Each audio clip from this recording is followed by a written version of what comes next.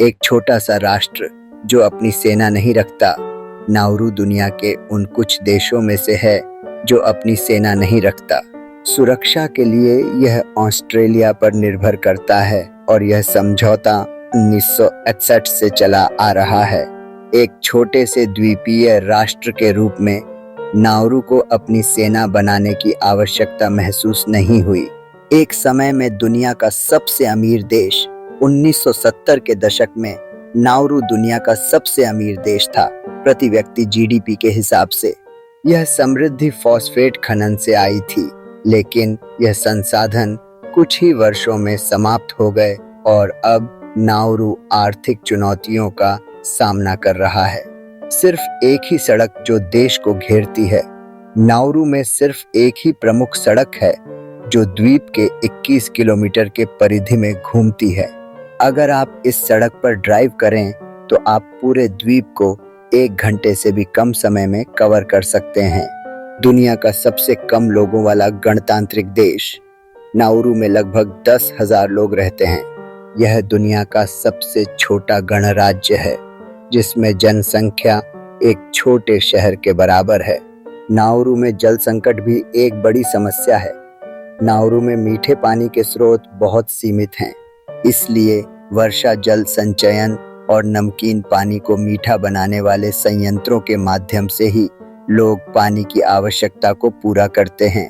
एक ही उड़ान जो बाहर से आती और जाती है।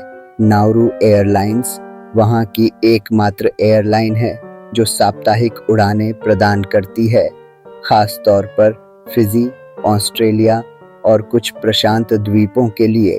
मतलब यहाँ पर पहुँचना आसान नहीं है और यात्रा के साधन भी सीमित हैं। दुनिया की एक बढ़ती हुई समस्या का हिस्सा। फॉस्फेट खनन से नाउरू की अर्थव्यवस्था को तो सहारा मिला, पर इससे जमीन पर बहुत असर पड़ा। भूमि का कटाव और मिट्टी की उर्वरता की कमी के कारण कृषि लगभग नाम मात्र की है। आज भी देश अपने खाद्य आपूर्ति के लिए आयात पर निर्भर है। कोई राजधानी शहर नहीं। दुनिया के अन्य देशों की तरह नाउरू की कोई आधिकारिक राजधानी नहीं है। हालांकि अधिकतर सरकारी कार्यालय और प्रशासनिक कार्य यारेन जिले में होते हैं, जिसे कुछ लोग गैर आधिकारिक राजधानी मानते हैं, लेकिन असल में नाउरू का कोई घोषित राजधानी शहर नहीं है। अनोखी सरकारी संपत्ति। नाउरू में बैंक से लेकर संसद तक लगभग सभी मुख्य सरकारी इमारतें और सुविधाएं एक ही जगह पर स्थित हैं। संसद भवन, हवाई अड्डा और नाउरू का अकेला पुलिस स्टेशन भी एक ही इलाके में मिलते हैं, जो इसे दुनिया के अन्य देशों से एकदम अलग बनाता है। फुटबॉल का प्यार, पर कोई राष्ट्रीय टीम नहीं। नाउरू में फुटबॉल का बड़ा शौक है, पर फिर भी यहाँ की कोई आधिकारिक राष्ट्रीय फुटबॉल टीम नहीं है। अधिकतर लोग स्थानीय स्तर पर ही फुटबॉल खेलते हैं और नाउरू ने कभी फीफा या किसी बड़े अंतर्राष्ट्रीय टूर्नामेंट में भाग नहीं लिया है। समुद्री पक्षियों की भूमि। नाउरू में कई प्रकार के समुद्री पक्षी पाए जाते हैं, जिनका यहाँ के लोक जीवन में खास महत्व है। इन पक्षियों के नामों पर कई जगहों के नाम रखे गए हैं और इनके अंडों का उपयोग भी स्थानीय भोजन में होता है। फैटेस्ट कंट्री का टैग। नाउरू को दुनिया के सबसे अधिक मोटापा दर वाले देशों में गिना जाता है। यहाँ की लगभग 90% आबादी का वजन औसत से अधिक है, जो पहले के फास्ट फूड और इंपोर्टेड फूड पर निर्भरता के कारण है। यह देश अब इस समस्या से लड़ने के लिए स्वास्थ्य कार्यक्रम चला रहा है। फिशिंग का क्रेज। नाउरू के लोग समुद्र के करीब रहते हैं और मछली पकड़ना उनका पसंदीदा शौक है। यहाँ के लोगों की दिनचर्या में मछली पकड़ना शामिल है और यह उनकी जीवन शैली का महत्वपूर्ण हिस्सा है। फॉस्फेट के कारण बंजर भूमि। नाउरू में एक समय फॉस्फेट खनन ने अर्थव्यवस्था को बहुत ऊंचाइयों पर पहुंचाया था, लेकिन इसी खनन के कारण आज भूमि का बड़ा हिस्सा बंजर हो गया है। इस कारण अब वहां खेती करना मुश्किल है और कई क्षेत्रों में यह सिर्फ रेतीली भूमि रह गई है। दुनिया की सबसे छोटी रेलवे लाइन नौरू में सिर्फ 9 किलोमीटर की लंबाई की एक रेलवे लाइन है जो फॉस्फेट की ढुलाई के लिए बनाई गई थी। यह दुनिया की सबसे छोटी रेलवे लाइन मानी जाती है। फॉस्फेट खनन से अमीर पर अब गंभीर आर्थिक संकट में नौरू की अर्थव्यवस्था का प्रमुख स्रोत फॉस्फेट था, लेकिन अत्यधिक खनन के कारण फॉस्फेट भंडार लगभग समाप्त हो गया, जिससे नौरू को आर्थिक संकट का सामना करना पड़ा। अब यहाँ बेरोजगारी और आर्थिक अस्थिरता की समस्या आम है और देश को अंतर्राष्ट्रीय सहायता पर निर्भर रहना पड़ता है। दुनिया की सबसे छोटी राष्ट्रीय पार्क प्रणाली नौरू में एकमात्र राष्ट्रीय पार्क है जिसका नाम नाउडू पार्क है, जो एक छोटे से हिस्से में फैला है। यह पार्क अपने छोटे आकार और सीमित वनस्पति के बावजूद स्थानीय वन्य जीवन को सुरक्षित रखने में मदद करता है। रनवे मार्केट का अनोखा अनुभव। नौरू का हवाई अड्डा छोटा होने के कारण रनवे के आसपास अक्सर स्थानीय लोग और दुकानदार बाजार लगाते हैं। जब तक कोई फ्लाइट नहीं होती, रनवे को सड़क और बाजार की तरह इस्तेमाल किया जाता है। फ्लाइट के समय लोग वहां से हट जाते हैं और हवाई पट्टी खाली हो जाती है। No forest zone. नौरू प्रशांत महासागर में स्थित अन्य द्वीपों की तरह घने जंगलों वाला देश नहीं है। फॉस्फेट खनन के कारण द्वीप का बड़ा हिस्सा बंजर हो गया है और यहाँ पर सामान्य जंगल नहीं पाए जाते। यहाँ की भूमि अब बहुत ही सीमित हरी भरी है। विदेशी आदान प्रदान कार्यक्रम। नौरू में उच्च शिक्षा के लिए सीमित साधन हैं। इस कारण कई युवा छात्र शिक्षा के लिए विदेश जाते हैं और यहाँ की सरकार भी छात्रों को ऑस्ट्रेलिया और न्यूजीलैंड में पढ़ाई के लिए सहयोग करती है। वोट का अधिकार और छोटा सा संसद।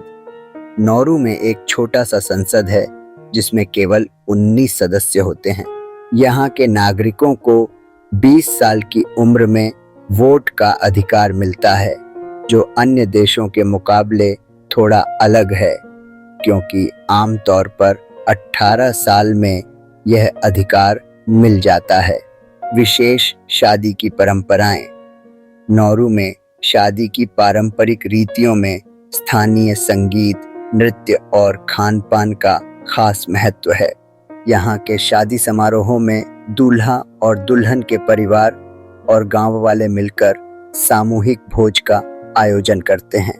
Nauru house. नौरू ने 1970 के दशक में अपनी समृद्धि के दौरान ऑस्ट्रेलिया के मेलबर्न में एक विशाल इमारत, जिसे नौरू हाउस कहते हैं, खरीदी थी। यह इमारत नौरू के विदेशी निवेश का प्रतीक मानी जाती है। गोल्फ कोर्स पर मछलियां। नौरू का गोल्फ कोर्स दुनिया के सबसे अनोखे गोल्फ कोर्स में से एक है। यह कोर्स एक तटीय क्षेत्र में स्थित है और कभी-कभी समुद्री मछलियां भी इसके पानी में देखी जा सकती हैं। गोल्फ कोर्स के चारों ओर की सुंदरता इसे अन्य कोर्स से अलग बनाती है। सार्वजनिक परिवहन की कमी। नौरू में कोई नियमित सार्वजनिक परिवहन व्यवस्था नहीं है। यहाँ के लोग अक्सर निजी वाहनों का उपयोग करते हैं या पैदल यात्रा करते हैं। छोटे आकार के कारण यहाँ पर अधिकतर लोग एक ही रास्ते का उपयोग करते हैं, जिससे इसे नियंत्रित करना आसान होता है।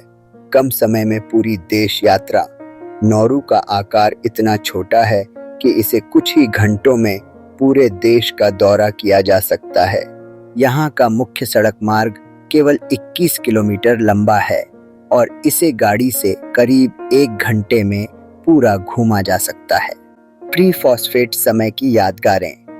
नौरू के कई पुराने नागरिक अक्सर प्री फॉस्फेट समय को याद करते हैं, जब द्वीप प्राकृतिक रूप से हरा भरा था और लोगों का जीवन साधारण था। उस समय यहाँ का मुख्य व्यवसाय मछली पकड़ना और नारियल की खेती थी। खनन से पहले द्वीप एक प्राकृतिक सौंदर्य था। राजनयिक विवाद और ऑस्ट्रेलिया से संबंध। नौरू और ऑस्ट्रेलिया के बीच हमेशा करीबी संबंध रहे हैं, लेकिन नौरू की स्वतंत्रता और राजनयिक नीतियों को लेकर दोनों देशों के बीच कुछ मतभेद भी हुए हैं। ऑस्ट्रेलिया का नौरू की सुरक्षा और आर्थिक मामलों में महत्वपूर्ण भूमिका है, जिससे दोनों देशों का रिश्ता गहरा बना रहता है। फॉस्फेट खनन का प्रभाव बच्चों पर। फॉस्फेट खनन के कारण नौरू के पर्यावरण और स्वास्थ्य पर काफी बुरा असर पड़ा है। यहाँ के बच्चों को भी स्वास्थ्य समस्याओं का सामना करना पड़ा है, जैसे कि सांस की समस्याएं और मोटापा, जो यहाँ की आर्थिक स्थिति के कमजोर होने पर मुख्य मुद्दे बन गए हैं। कस्टमरी लैंड ओनरशिप का अनोखा सिस्टम। नौरू में भूमि का स्वामित्व पारंपरिक ढंग से होता है, जहां भूमि का अधिकार पीढ़ी दर पीढ़ी परिवारों में बंटा होता है। यह एक अनोखी व्यवस्था है जिसमें बाहरी लोग भूमि का अधिकार नहीं ले सकते। गुफाओं का रहस्य। नौरू में कुछ गुफाएं भी हैं जो यहाँ के इतिहास को बयान करती हैं। इन गुफाओं में प्राचीन समय की कलाकृतियां और चित्र बने हुए हैं, जो नौरू की संस्कृति और पुराने जीवन के बारे में संकेत देते हैं। हालांकि ये गुफाएं बहुत प्रसिद्ध नहीं हैं और अधिकतर पर्यटकों से अज्ञात हैं। नौरू का कोई नियमित खेलकूद कार्यक्रम नहीं। नौरू में बड़े खेल आयोजन बहुत कम होते हैं। यहाँ कोई नियमित स्टेडियम या खेलकूद कार्यक्रम नहीं है। स्थानीय लोग अपनी पसंद के खेलों का आयोजन छोटे स्तर पर करते हैं, जैसे रग्बी और फुटबॉल, लेकिन देश में कोई बड़ा राष्ट्रीय खेलकूद संघ या आयोजन नहीं होता। दूसरे देशों पर आर्थिक निर्भरता। नौरू की सीमित प्राकृतिक संसाधनों और आय के कारण इसे आर्थिक रूप से दूसरे देशों पर निर्भर रहना पड़ता है, खासकर ऑस्ट्रेलिया और न्यूजीलैंड पर व्यापार, शिक्षा, स्वास्थ्य सेवाओं और अन्य जरूरी चीजों के लिए निर्भरता रहती है। आज के लिए बस इतना ही। मिलते हैं नई वीडियो में कल शाम 4:30 PM। Thank you.